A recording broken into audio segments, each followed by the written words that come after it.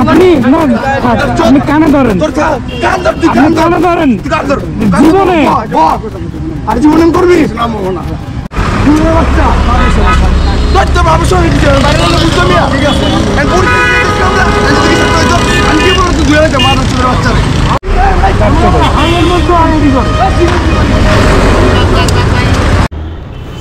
Video দেখে অনেক হয়তো ধিক্কার জানাচ্ছেন আমাদেরকে যে কেন এই মুরব্বী, বাপের বয়সী একটা মুরব্বীকে কানে ধরে উঠবস করানো হচ্ছে এতগুলি মানুষের সামনে। কেন এই মানুষটাকে মারতে যাচ্ছে?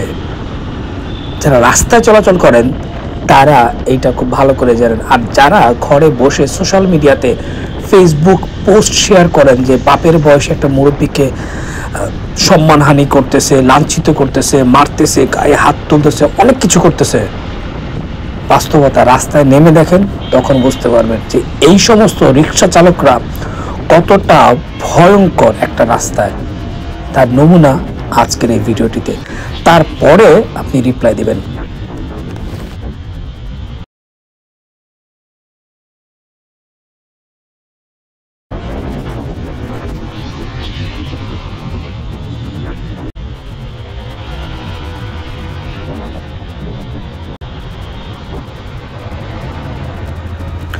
এই যে এত বড় রডটা দেখছেন 20 ফিট, এই রডটা নিয়ে একটা রিক্সা হঠাৎ করে ইউটার্ন নিছে এরকম একটা হাইওয়ে রাস্তাতে।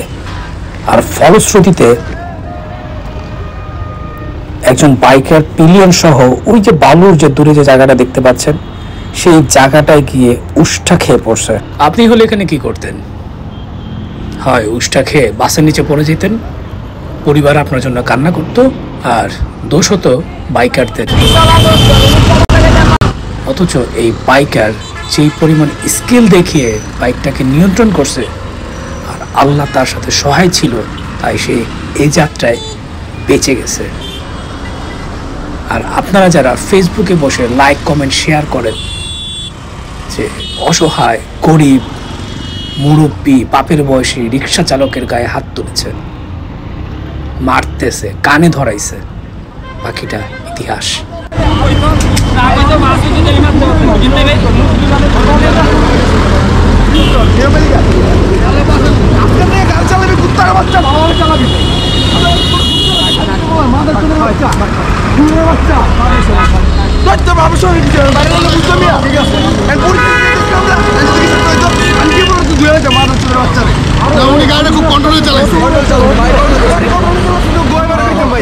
এত বড় একটা রড নিলেন, রড নিয়ে তারপরে এরকম মানুষের গোয়া মারতে চান?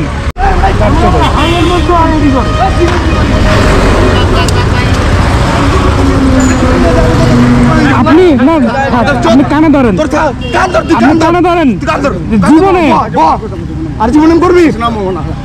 এই যে একটা জিনিস বোঝেন, এই যে লোকটা আপনার ছেলে না, আপনি একটা লোহা নিয়ে পুরো রাস্তার মধ্যে ঘুরে দিতেছেন না? আমি তো পিছনে ছিলাম।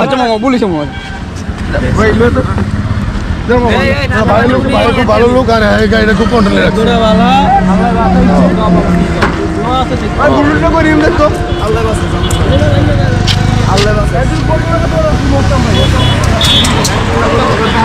ভাঙছে কি জানি না, একটু সময় গেলেছে।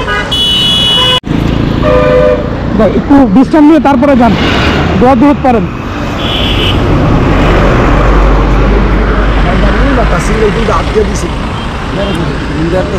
সিগন্যাল আপনি দিবেন, ঠিক আছে, কিন্তু আপনার তো একটা লোহা আছে, আপনার তো লোহা, আপনি রিক্সা চলে গেলে সমস্যা নাই, কিন্তু একটা লোহা তো এই মাথা তো এই মাথা আছে না, লোহাটা তো 20 ফিট লম্বা না, এটা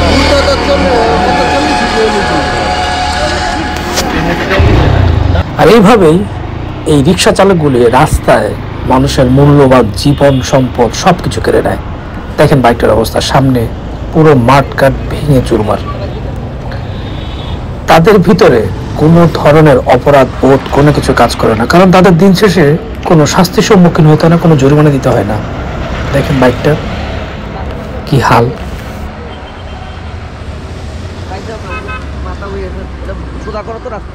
মাথা মতো বইতে দেই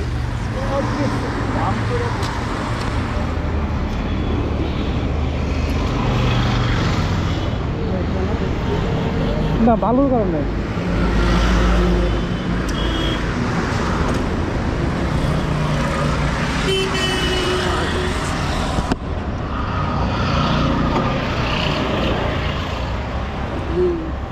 গাছ পেয়ে থেকে এটা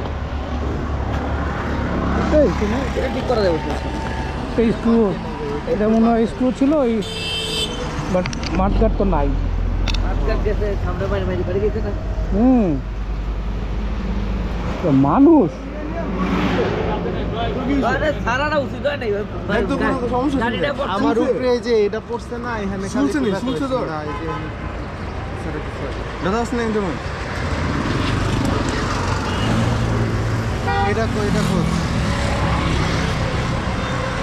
এই যে,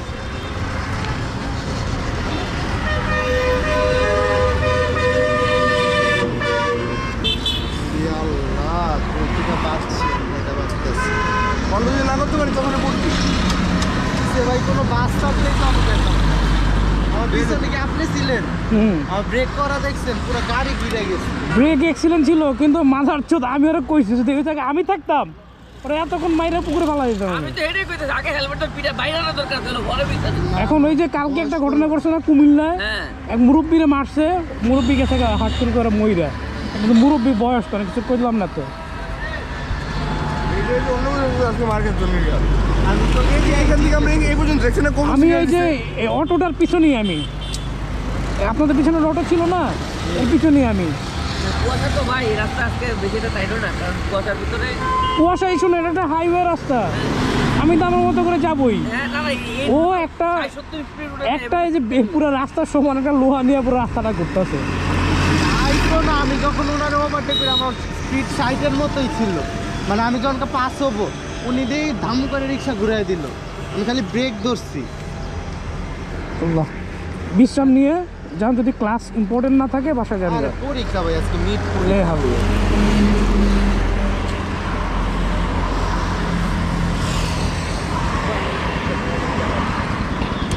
দাম খাইতে হবে কেন